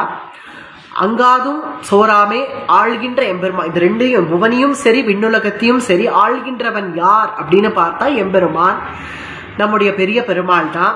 அவனிடத்துல அந்த செங்கோல் உடைய, அதாவது எல்லா லோகத்திலையும் அவனுடைய செங்கோல் போய் சேரும் அப்படின்னு சர்வலோகேஸ்வரன் அப்படின்னு காட்டுறதுக்காக செங்கோல் உடைய திருவரங்க செல்வனார், அத்தகைய செல்வமுடைய திருவரங்கனார், அத்தகைய திருவரங்கனார் எங்கோல் வளையால், எங்கோல் வளையால் என்னுடைய வளைய இடர் தீர்வர் ஆகாதே, என் வளையலை கொண்டு போய்தான் அவருக்கு ஏதாவது ஒரு சந்தோஷம் குறை தீருமா என்ன அப்படின்னு கேட்கிறாள். குழந்தையோ இல்லையோ, தாயார் குழந்தையோ இல்லையோ, நம்ம ஒரு பெரிய நாயகியா வர்ணிக்கிறோமே தவிர ஆண்டாள் நாச்சியார, ஆனா குழந்தை 5 வயசு குழந்தை, அதாவது அந்த குழந்தை தன் வளையலை பிடுங்கிட்டு போனா எப்படி அழும். பெரியாழ்வார் பாசுரங்கள்ல கூட வருது இல்லையா, அவள் வளையலை பிடுங்குற சுவாவம் கண்ணனுடைய சுவாவம். இங்க வளையலை பிடுங்கிட்டு போய் அங்க அவளிடத்துல கொடுத்து நாவல் பழத்தை பிடுங்கி வாயில போட்டுட்டு போயிடுவான் அத்தகைய கண்ணன் எம்பெருமான். இப்ப ஆண்டாள் நாச்சியாருடைய வளையலை பிடுங்கிட்டு போயிட்டான்னதும் அவ்வளவு கண்ணீர் வருது, அவ்வளவு அழுக வருது. ஏன்னா வளையலை கொண்டு போயிட்டானே, இன்னும் என்ன கொண்டு போலியே, என்ன கூட்டுண்டு போலியே, என்ன மட்டும் விட்டுட்டு போயிட்டானே அப்படின்னு. இனி ஆழ்ந்த அர்த்தம் எப்படி பெரியவாச்சான் பிள்ளை அனுபவிக்கிறார் அப்படின்னா, உலகத்துக்கே அதிபதி அதுதான் செங்கோல், அந்த செங்கோலை வச்சுட்டு இருக்கிறதுனால உலகத்துக்கே அதிபதி. பொங்கோதம் சூழ்ந்த, அதாவது கடல் சூழ்ந்த, அந்த கடல் அப்படிங்கிறது ஜோ ஜோ ஜோன்னு கடலினுடைய அலைகள் அப்படி அடிக்கிறது. கடலினுடைய அலைகள் என்ன அடிச்சாலும் ஒரு க்ஷணம் ஆயிடாதா பூமிக்குள்ள, அப்படி அப்படி பூரா அப்படி வேலியாக சுத்தி இருக்கு. பூமிங்கிறது பூமண்டலம் நடுவுல இருக்கு, அப்படி வேலி போல அந்த கடல் சூழ்ந்து இருக்க ஒரு க்ஷணம் ஆகாது. அந்த கடல் உள்ள அப்படி வந்து மொத்தமா பிரளய ஜலமா ஆக்கிறதுக்கு ஒரு க்ஷணம் ஆகாது. அவ்வளவு தூரம் வருதே அலைகள், கடலுடைய அலைகள். இருந்தாலும் அந்த ஒரு எல்லைக்கு மேல தாண்டாம அப்படி கட்டுப்பட்டு, யாருக்கு கட்டுப்பட்டு இருக்கு? செங்கோலுடைய திருவரங்க செல்வனார், அந்த திருவரங்க செல்வனாருக்கு அது கட்டுப்பட்டு இருக்கு. அந்த பகவானுடைய அந்த செங்கோலுடைய வீச்சுக்கு அதுவாகத்தான் இருக்கணும். கடல்னா நீ எல்லையை தாண்டக்கூடாது அப்படிங்கிற ஒரு அமைப்பா கொண்டு போறான் இல்லையா. புவனியும் விண்ணுலகம், இந்த புவனியும் சரி விண்ணுலகத்தையும் சரி அப்படி அமைப்பா கொண்டு போய் தன்னுடைய ராஜ்ய பரிபாலனம் பண்ற சர்வலோகேஸ்வரன். அதனால பொங்கோதம் சூழ்ந்த புவனியும் விண்ணுலகம், புவனினா இந்த பூமண்டலம், விண்ணுலகம்னு ஒரு சாமானிய அர்த்தம். ஆனால் லீலா விபூதி நித்திய விபூதி, லீலா விபூதியாக கொண்ட இந்த சம்சாரம், நித்திய விபூதியாக கொண்ட அந்த வைகுண்டம், லீலா விபூதி நித்திய விபூதி ரெண்டுத்தையுமே அங்காதும் சோராமே ஆள்கின்ற எம் பெருமான், ரெண்டையும் ஆண்டு கொண்டிருக்கிற எம் பெருமான் எந்த குறையும் இல்லாம தன்னுடைய இந்த சம்சாரத்தையும் நல்லபடியா நடத்திட்டு போறான். வைகுண்டத்தையும் நல்லபடியா நடத்தின்னு போயின்னு இருக்கான். எந்த குறையும் இல்லை யாருக்கும். அப்படி நடத்திட்டு போயின்னு இருக்கக்கூடிய எம்பெருமான் அவனுக்கு ஒரே ஒரு குறை இருக்கு போல இருக்கு. அது என்ன குறைன்னா என் வளையல் இல்லைன்னு. என் வளையல் இல்லை அப்படிங்கிற அந்த ஒரு குறை இருந்தது போல இருக்கு. அதனால அந்த குறையினால என்னுடைய வளையலை பிடுங்கிட்டு போயிட்டான் போல இருக்கே அப்படின்னு எங்கோல் வளையால் என்னுடைய கோல் வளை என்னுடைய அந்த வளைய அது ஒரு ரகம், வளையல்கள்ல அது ஒரு ரகம். எங்கோல் வளையால் இடர் தீர்வர் ஆகாதே. ஏன்னா அந்த செங்கோல் உடைய அப்படிங்கிறதுக்கு இன்னும் ஒரு விதமான வியாக்கியானம் பண்றான் பெரியவாச்சான் பிள்ளை. ஏன்னா அழகிய மணவாளன் கர்மபல பிரதனா இருக்கா.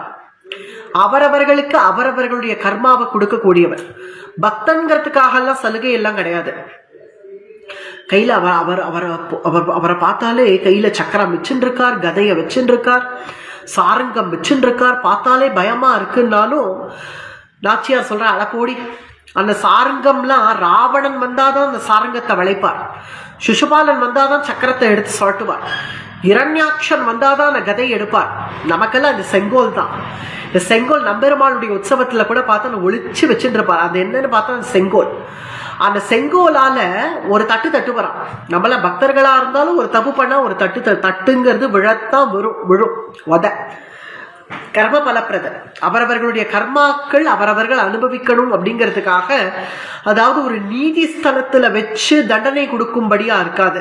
நம்ம ஆத்து அம்பிய ஒரு தாய் சேய அடிக்கிறது போல இருக்கும். அந்த அடி தப்பு பண்ணியா அடிக்கிறேன் வா அப்படின்னு ஒரு தாயார் எப்படி ஒரு சேய அடிப்பளோ அது போல எங்கோல் வளையால் இடர் தீர்வர் ஆகாதே. அந்த செங்கோல சர்வலோகத்திலையும் வச்சு ஜெகத் பரிபாலனம் பண்ணக்கூடிய அத்தகைய ஜெகத்பதி அவருக்கு ஒரே ஒரு குறை வந்துடுத்தான், என் வளையல் இல்லைன்னு.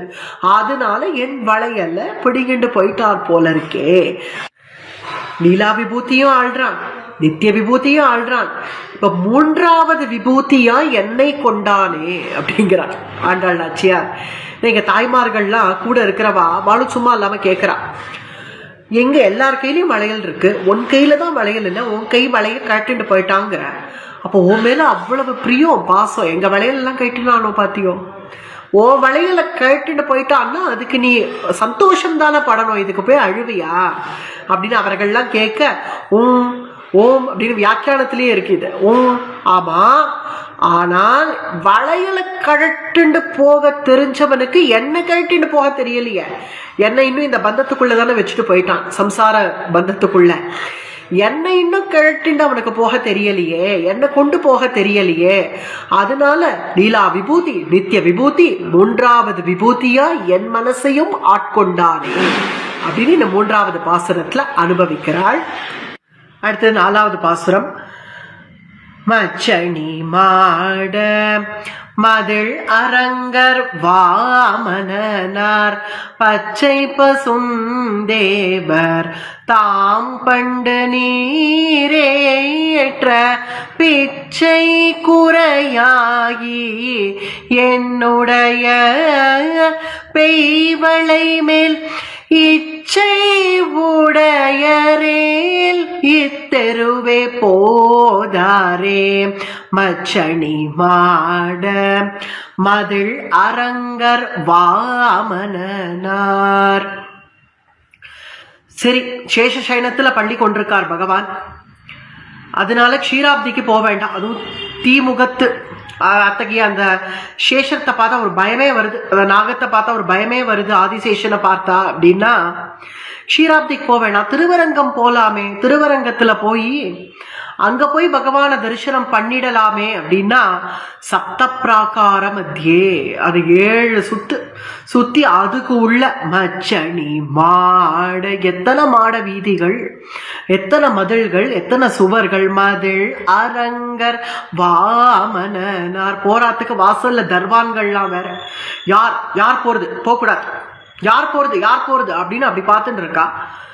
நாங்கள்லாம் கோபி குட்டியாச்சே, எங்களுக்கெல்லாம் சலுகை உண்டு, கண்ணனுடைய சன்னிதானம், நாங்கள்லாம் கோபியர்கள், ஆயர் சிறுமியர்கள், எங்களெல்லாம் உள்ள விடலாமேன்னா போருமே. நாயகனாய் நின்ற நந்த கோபனுடைய கோவில் காப்பானேன்னு தோப்பகரணம் போட்டது அவர்களுக்கு தானே தெரியும். அப்படி இருக்க அங்க தர்வான்கள்லாம் வேற அவளுக்குன்னு ஒரு ரைட்டு கொடுத்து வச்சுட்டார் பெருமாள். அவள்லாம் சாவியை எடுப்புல சொருகிட்டு யாரும் போகக்கூடாதுன்னு வேற சொல்றான். அவ்வளவு பெரிய கோவில்ல நடந்து நடந்து கால் அசந்ததுதான் மிச்சம். இருந்தாலும் சரி போலாம், போய் பார்த்துடலாம்னு அங்க உள்ள போய் என்ன பார்த்தாள் அப்படின்னா, அங்க வாமனார், அந்த சின்ன வாமனன், குட்டி வாமனன், அற்புத வாமனன். அந்த வாமனனை கண்டாள். அந்த வாமனனை கண்டு அது எப்படி இருக்காராம், பச்சை பசுந்தேவர், பச்சை பசுமையா இருக்கக்கூடிய அந்த பச்சை, பசுமை நிறைஞ்ச அந்த பச்சை. இன்னொன்னு சின்ன குழந்தையா இருந்தா பச்சை குழந்தை அப்படின்னு சொல்ற ஒரு வழக்கம் இருக்கு இல்லையா, அது போல சின்ன குட்டி குஞ்சு வாமனன். அதனால பச்சை பசுந்தேவர் தாம் பண்டு நீரேற்ற, அது மகாபலி கிட்டேந்து அந்த நீர் கையில அந்த ஜலத்தை வாங்கிட்டு நீர் ஏற்ற, பிச்சை குறையாகி, அந்த மகாபலிட்ட வாங்கின அந்த பிச்சை ஏதாவது குறையாயிடுத்தோ, அவனிடத்துல வாங்கிட்டானே அந்த பிச்சை, அது குறைஞ்சு போய் என்னுடைய பெய்வளை மேல், அவன் வாங்கின அந்த பிச்சை குறைஞ்சுடுத்து போல இருக்கு, அதனால என் வளையல் மேல ஆசைப்பட்டுட்டான் அப்படின்னு இந்த மேலோட்டமான வியாக்கியானம்.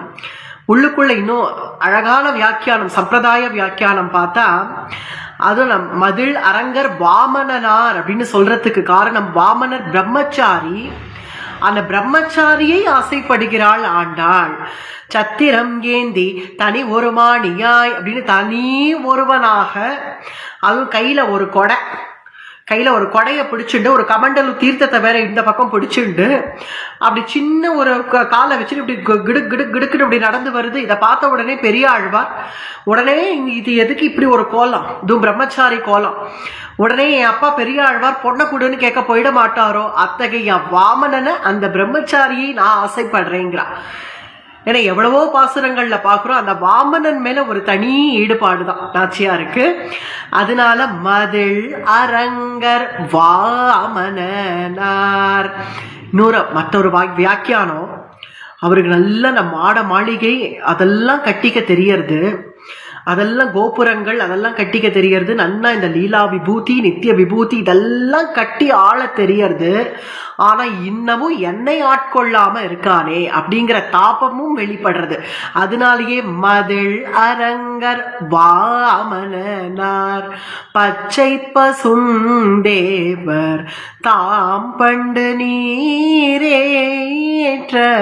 பசுமையான தேவர், பசுந்தேவர். தேவர் அப்படின்னா எல்லாருக்கும் தேவனானவன், தேவ பெருமாள், பேரருளாளன் அப்படின்னு சொல்றோமே. அதனால எல்லாருக்குமே ஒரே ஈஸ்வரனாக இருக்கக்கூடியவன். அதனால பசுமையான தேவர், ரொம்ப அழகான, ரொம்ப அவ்வளவு விலட்சணமான ஒரு வாமன மூர்த்தி. ஏன்னா அப்படி என்ன இவ்வளவு சின்னதா இருக்காரு, அப்படி என்ன அழகு, என்ன அதை போய் அழகுன்னு எப்படி சொல்ல முடியும் அப்படின்னா, விராட் புருஷனாக இந்த அகில புவனமும் அவனுடைய திருமேனியா இருக்கு. நம்முடையது விசிஷ்டாத்வைத சித்தாந்தம் சம்பிரதாயம். அதனால விசிஷ்டாத்வைத்தத்துல இது ரொம்ப முக்கியம். பகவானுடைய திருமேனியாகவே இந்த ஜகத் இருக்கு அப்படிங்கிறது. அப்படி இருக்கு, இந்த ஜகத்தே தன்னுடைய திருமேனியா இருக்கு இல்லையா. அஷ்ட வசுக்கள், ஏகாதச ருத்ரர்கள், துவாதச ஆதித்யர்கள், மருத்துக்கள், இப்படி உலகத்துல என்னென்ன இருக்கோ 14 லோகங்கள் எல்லாம் சேர்ந்து பார்க்கிறேன் உன்னுடைய விஸ்வரூபத்திலே அப்படின்னு அர்ஜுனன் சொல்றான் இல்லையா. விஸ்வரூப தரிசனம் ஆனதோ அத்தகைய அந்த விராட் புருஷனை, அந்த விஸ்வரூபிய அப்படியே அந்த அழக திரட்டி கொண்டு வந்து இந்த குட்டி வாமனன் மேல இப்படி வச்சா எப்படி இருக்குமோ அவ்வளவு அழகு. அதனால பச்சை பசுந்தேவர், அவ்வளவு அழகான வாமனன். பெரிய பெரிய மூர்த்தியா இருந்தாதான் அழகுன்னு இல்லை, குட்டி நம்மாத்துல பண்ணக்கூடிய அந்த திருவாராதனை குட்டி கிருஷ்ணன் எவ்வளவு அழகா இருக்கான், அதுக்கேத்ததாகிய புஜம், அதுக்கேத்ததான திருமேனி எவ்வளவு அழகு. அது போல குட்டி அழகான குஞ்சு வாமனன். அதனாலேயே தாம் பண்டு நீரேற்ற, அப்படி கையை நீட்டி எனக்கு தானம் கொடு, மகாபலி கிட்ட எனக்கு தானம் கொடு அப்படின்னு கேட்டு நீர் ஏற்ற, அந்த கையில அந்த தீர்த்தத்தை வாங்கிண்டான், அந்த நீர் ஏற்ற. அந்த தீர்த்தத்தை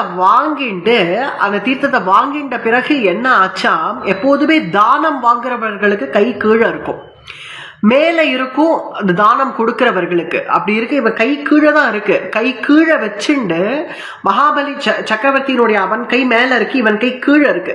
இப்படி கையை கீழே வச்சுண்டு தான் பண்டு நீர் ஏற்ற அப்படி வாங்கிண்டு அந்த வாங்கின பிச்சை ஏதாவது குறையாயிடுத்தோ, பிச்சை குறையாகி அவ்வளவு வாங்கிண்டானே, அவ்வளவு 3 லோகத்தையும் வாங்கிட்டான்.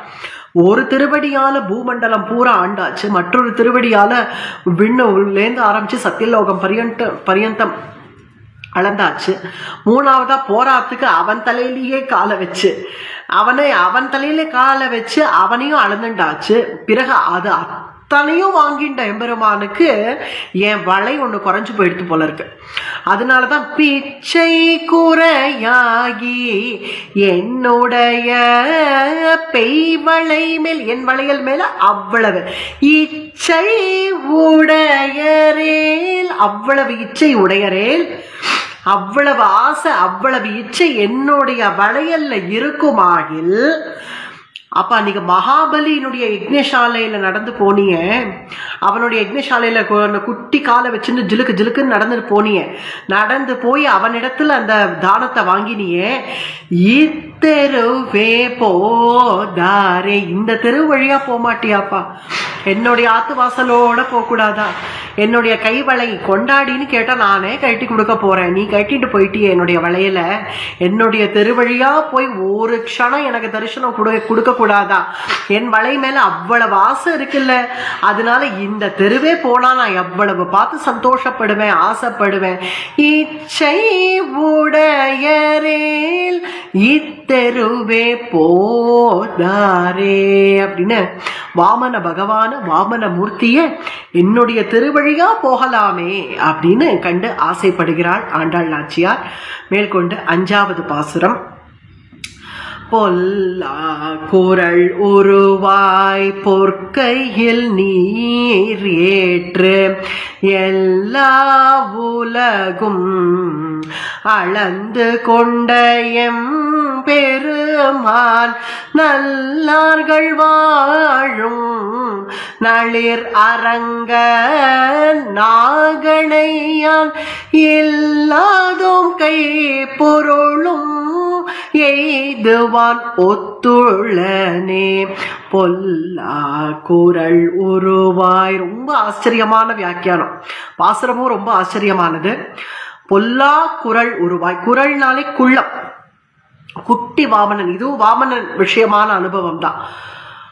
குரல்னாலே குட்டி, அந்த குஞ்சு குட்டி வாமனன். இதுக்கு வியாக்கியானம் பெரியவாச்சான் பிள்ளை எப்படி பண்றா, உலகத்துல குள்ளமா இருக்கிறவர்கள்னு இருப்பா இல்லையா, அவர்கள் எல்லாரையும் அழைச்சிட்டு வந்து நிக்க வச்சா அவள்லாம் நட்டையா இருக்காளாம், அவளை விட குட்டையா வாமனன் இருக்காளாம். அதனால பொல்லா குரல் உருவாய். வாமனன் அப்படி அனுபவிச்சுட்டு பொல்லான்னு சொல்லுவானே, பொல்லாதவருங்கிறான். பொல்லா குரல் உருவாய், பொல்லாதவர்ன்றாளே. ஏன் பொல்லா அப்படின்னு எதுக்கு சொல்லணும் அப்படின்னு பார்த்தா, கண்ணெச்சில், பெரியவாச்சான் பிள்ளை வியாக்கியான, கண்ணெச்சில் படுறதா. எல்லாருடைய கண் திருஷ்டியும் வந்து இந்த வாமனன் மேலேயே இருக்கான். எல்லாரும் இப்படி பார்க்கறான், ஆனா வாமனன் மூர்த்தி எவ்வளவு அழகா இருக்கான், எவ்வளவு அழகா இருக்கான். எல்லாரும் அப்படியே பார்க்க கண் திருஷ்டி படுறது அப்படிங்கிறதுனால அழகா இருக்கான், அழகா இருக்காண்டி, அழகா இருக்காண்டி அப்படின்னு ஒருத்தருக்கு ஒருத்தர் பேசிக்கிறா. ஆமா அழகா இருக்கா அப்படிங்கிற மாதிரி. பொல்லா குரல் உருவாய், அந்த அழகா இருக்கான் போ அப்படிங்கிற ரீதியில சொல்றா. மற்றொரு வியாக்கியானம், பொல்லா அப்படின்னா உலகத்துல அழகான வாமனன்னு சொல்லிட்டோன்னு வச்சுக்கோங்க. அழகுன்னா எல்லாரும் என்ன நினைச்சுப்பா, இந்த உலகத்துல எதெல்லாம் பாக்குறாளோ அதை தான் அழகுன்னு நம்ம எல்லாம் நினைச்சுட்டு இருக்கோம். என்னெல்லாம் இப்ப உலகத்துல பார்த்துட்டு இருக்கோமோ அதெல்லாம் அழகு. அப்ப அந்த அழகும் என் வாமனனுடைய அழகும் ஒன்னா, அது எல்லாத்துக்கும் மேல அவனுடைய அழகு. அதனால இந்த அழகோட அந்த அழகை ஒப்பிட்டே பேசக்கூடாது. அதனால பொல்லாதவர் அவர். பொல்லா குரல் உருவாய். இன்னொன்னு மற்றொன்று, அதுக்கு இது வேற விதமாவும் சொல்லுவா. ஒரு சின்ன குழந்தைகளை பார்த்தா பொல்லாது பொல்லாது அப்படின்னு கொஞ்சுவா இல்லையா, அப்படின்னா அதுக்கு பொல்லாத குழந்தைன்னு அர்த்தம் இல்லை, அவ்வளவு நல்ல குழந்தைன்னு அர்த்தம். அந்த ரீதியிலையும் இதை பார்க்கலாம். அதே போல நல்ல பாம்பு அப்படின்னா அது நிஜமா நல்ல பாம்பு இல்லை, அவ்வளவு நன்னா கொத்துன்னு அர்த்தம். அது போல இந்த இடத்த அனுபவிக்கணும். பொல்லா குரல் உருவாய் பொற்கையில் நீர் ஏற்று. மகாபலிட்ட நீர் வாங்கறச்சே எல்லாரும் ஏதோ ஒரு தானம் வாங்கணும்னா ஒரு மண் பாண்டத்தை இப்படி நீட்டுவா. ஆனா நீயோ பொன்னுடைய பொருனா பொற்கையில் அப்படின்னா பொண்ணுனாலே தங்கம், இப்படி செப்பு கலக்காத அந்த சுத்தமான தங்கம். அந்த தங்க சுவர்ண வர்ணத்துல இருக்கக்கூடிய உன்னுடைய கையையே நீட்டினீங்க. கையில ஒரு பாத்திரம் கித்திரம் கொண்டு போக கூடாதோ, கையையே நீட்டுற, நேரடியா உன் கையை நீட்டி எனக்கு தானம் கொடுங்கிற. பொற்கையில் நீர் ஏற்று. யாகசாலையில பகவான் வந்த உடனே மகாபலி சக்கரவர்த்தியோ தன்னுடைய பாக்கியமே பாக்கியம்னு நினைச்சுட்டான். எப்பேற்பட்டவர் நம்முடைய இத்தனை பேர்களால இது யார் இது யார் இது யாருன்னு அத்தனை ரிஷிகள் பார்த்து ஆச்சரியப்படுறா வாமனமூர்த்திய. அத்தனை பேராலையும் இது யாருன்னு நிர்ணயிக்க முடியலைன்னா அதுலேருந்தே பலி சக்கரவர்த்தி புரிஞ்சுட்டான் யாருமே நிர்ணயிக்க முடியாத ஒரு வஸ்து அப்படின்னு புரிஞ்சுண்டவன் தன்னுடைய பாக்கியமே பாக்கியம் அப்படின்னு நினைச்சு உங்களுக்கு நான் என்ன செய்யணும், உங்களுக்கு நான் செய்ய காத்துன்னு இருக்கேன்னு என்ன செய்யணும் அப்படின்னு கேட்ட உடனே என்ன கேட்கிறாரு, எனக்கு ஒரு 3 அடி தானம் வேணும், எனக்கு முதல்ல பூதானம் வேணும்னு உடனே ரொம்ப சந்தோஷப்பட்டுட்டான். இந்த பூமண்டலத்தையே கேளு கொடுக்கறேங்கிறான், தானம் பண்ண தயாரா இருக்கேங்கிறான். உடனே என்ன கேட்கிறார், தன்னுடைய சரணத்தை இப்படி தூக்கினாராம். தூக்கி அந்த குட்டி பாதத்தை இப்படி காட்டுறார். தஸ்மாத் தத்தோ மஹிமீஷது விரணேகம் வரதர்ஷபாத் பதானி த்ரீணி தைத்யேந்திரா சம்மிதானி பதாமம பதானி த்ரீணி தைத்யேந்திரா பதானி த்ரீணி தைத்யேந்திரா. இந்த 3 அடி 3 அடி மண் எனக்கு கொடு. 3 அடினா கூட என்னுடைய பதத்தாலே. இப்ப எவ்வளவு குட்டி வாமனன் அனுபவிச்சோம். சின்ன குழந்தை குள்ள வாமனன், பொல்லா குரல் குட்டி வாமனன். அந்த குட்டி வாமனனுக்கு பிஞ்சு பாதம், இது இவ்வளவுதான் இருக்கு, பிஞ்சு பாதம். அந்த பாதத்தை இப்படி தூக்குறான், தூக்கி இதை காட்டுறான். பதானி த்ரீணி தைத்யேந்திரா, என்னுடைய பதம் 3 அடி. சம்மிதானி பதாமம சம்மிதானி பதாமம. எந்த சரணத்தை மகாலட்சுமி விடவே மாட்டேன்னு பிடிச்சுட்டு இருக்காளோ, எந்த சரணத்திலேருந்து அன்றைய தினம் கங்கையை உற்பத்தி ஆனாலோ அந்த சரணத்தை தூக்கி காட்டுறான். சம்மிதானி பதாமம. என்னப்பா இப்படி கேட்டுட்டியே, நீ கேட்டா இந்த உலகத்தையே கொடுக்கற, இத 3 அடி அதுவும் உன்னுடைய சரணத்தாலன்னு கேட்கறியேன்னு பலி சக்கரவர்த்தி கேட்கிறான். கேட்டாலும் எனக்கு வேண்டியது இவ்வளவுதான், உனக்கு கொடுக்கிற பாக்கியம் இருந்தா குடு அப்படின்னுட்டாலும், இவர் கொஞ்சமானாலும் சொல்பமானாலும் இவருக்கு கொடுக்கிற பாக்கியம் வேணுமே அப்படிங்கிறதுனால உடனே இந்த ஜலத்தை இந்தா வாங்கிக்கோ, தானம் வாங்கிக்கோ அப்படின்னு நீரை கொடுக்கறான், தீர்த்தத்தை கொடுக்கறான். அதை தன்னுடைய கரத்தையே நீட்டி வாங்குறான். பொற்கையில் நீர் ஏற்று. பிறகு கையில வாங்கிண்டானே தவிர தானம் வாங்குறவர்கள் கை கீழே தான் இருக்கும்னு சொன்னோம் இல்லையா போன பாசுரத்துல. தானம் வாங்குற கை கீழே இருக்கும், பலி சக்கரவர்த்தி கை மேல இருக்கு. இப்போ எப்பவுமே தானம் வாங்கினா அப்படி உடம்பு குன்னி போயிடும். தானம் வாங்குறப்பல நம்ம நிலைமை ஏற்பட்டது பத்தியா அப்படின்னு உடம்பு அப்படியே குன்னி போயிடும். ஆனால் இவருக்கும் தானம் வாங்கினாரோ இல்லையோ அப்படியே உடம்பு பளபளன்னு பெருத்து போயிடுத்து. ஏன்னா அப்படி தானம் கொடுக்கறானே பலி சக்கரவர்த்தி, கேட்ட உடனே என் அடியில தானம் கொடுத்துட்டானே அப்படின்னு உலகம் பெருத்து போய் அதனால அவருக்கு உடம்பு பெருத்துடுத்து. அதுக்கு என்ன பண்றது, அதனாலதான் ஓங்கி உலகளந்த உத்தமன். ஆனால் தன்னுடைய பர்த்தாவை விட்டு கொடுக்காம உத்தமன், அவர் ரொம்ப நல்லவர் தான். முதல்ல காட்டினப்போ சம்மிதானி பதாமன்னு காட்டுறச்சு சின்ன பாதமா தான் இருந்தது. திடீர்னு சந்தோஷத்துல உடம்பு பெருத்துருது. அதுக்கு என்ன பண்றது அப்படின்னு விட்டு கொடுக்காம பேசுறாள் ஆண்டாள் நாச்சியார். அப்புறம் அந்த காலால அளக்கும்படி ஆயிடுது. அதனால இப்ப தானம் வாங்கின உடனே அவ்வளவு சந்தோஷம் வந்துடுத்தான், அவ்வளவு வாட்டமின்றி மகிழ்ந்துரை, வாட்டமே இல்லாம ஒரு சந்தோஷம் வந்துடுத்தான், மகிழ்ச்சி வந்துடுத்தான். அதனால உடனே எல்லா உலகும் அளந்து கொண்ட எம் பெருமான், எல்லா உலகத்தையும் அளந்தாச்சு. அந்த கால தூக்கினதுனால மொத்த உலகத்தையும் அளந்து, அப்படி அளந்து ஏப்பா பலி சக்கரவர்த்தி கிட்ட வாங்கிண்டு அப்படி உலகத்தை அளந்துட்டியே, மொத்த உலகத்தையும் அளந்துட்டு இன்னும் ஏதாவது பாக்கி இருக்கா? அப்படி எல்லாத்தையும் அளந்து நல்லார்கள் வாழும் நளிர் அரங்க நாகணையான், நல்லவர்கள்லாம் வாழும் நளிர்னாலே குளிர்ச்சி, குளிர்ந்த திருவரங்கம், நல்ல குளிர்ச்சியான திருவரங்கம். நல்லார்கள்னா நல்ல சம்பிரதாயம் தெரிஞ்சவர்கள், நித்திய கர்மானுஷ்டானம் சாதனமாக பண்றது அப்படிங்கிறதே நம்முடைய சம்பிரதாயத்துல கிடையாது. சாதனா பூர்வமாக அனுஷ்டானம், அதாவது இது பண்ணா இதுக்கு இது பண்ணா இதுக்கு இன்ன பலன் அப்படின்னு நினைச்சு பண்றது கிடையாது. பகவதார்ப்பணமாவே பண்றது, எல்லாமே பகவத் கைங்கரிய ரூபமாக பண்றது. நம்ம என்ன செய்தாலும், என்ன நித்திய கர்மா பண்ணாலும், என்ன கர்மானுஷ்டானம் பண்ணாலும் அதை பகவதார்ப்பணமா பண்ணி பகவத் கைங்கரியமாகவே பண்றது அப்படிங்கிறது தான் நம்முடைய சம்பிரதாயமா இருக்கிறதுனால அத்தகைய சம்பிரதாயப்படி வாழக்கூடிய அத்தகைய நல்லார்கள் வாழக்கூடிய திருவரங்கம், நல்லார்கள் வாழும் நளிர் அரங்க நாகணையான் சேஷசாயியாக ஆதிசேஷன் மேல பள்ளி கொண்டிருக்கிறவன், இல்லாதும் கை பொருளும் எய்துவான் ஒத்துழனே. அத்தகைய அந்த பலி சக்கரவர்த்தி கிட்ட வாங்கின அந்த தானமானது, அவங்கிட்ட வாங்கினதுல என்னுடைய கைவளை மட்டும் குறைஞ்சுடுத்து, அதனால இல்லாதோ கைப்பொருளும் அவங்கிட்ட இல்லாதது போல மொத்தத்தையும் வாங்கின அந்த எம்பெருமானுக்கு, அவ்வளவு செல்வங்களையும் வாங்கினவனுக்கு என்னுடைய ஒன்னே ஒண்ணு குறைஞ்சுடுத்து. என்னன்னா என்னுடைய கைவளை.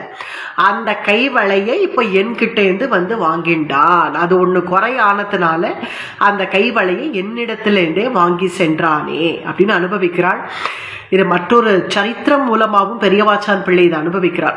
பராசர பட்டர் நல்லார்கள் வாழும் அப்படின்னு வருது இல்லையா, இந்த நல்லார்கள் அப்படிங்கிறதுல இன்னைக்குமே திருவரங்க வாசிகள் பரமபதம் போகணும்னா கூட ஒரு விதமா பயப்படுவார்கள், சிரமப்படுவார்கள், கஷ்டப்படுவார்கள்.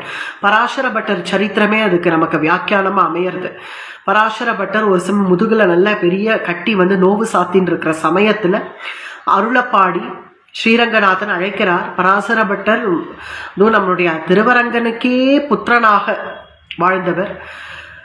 அவர் வந்த உடனே, பகவான் எதிரில் வந்த உடனே என்ன பரமபத பிராப்தி கிடைக்க போறதேங்கிற ஐயமோ அதனால பயமோ அப்படின்னா ஆமா வாஸ்தவம். ஏன்னா திருவரங்கநாதனை விட்டுட்டு அங்க பரமபதத்துக்கு போய் அங்க இவனுடைய முகத்தை பார்க்காம எப்படி இருக்கிறது?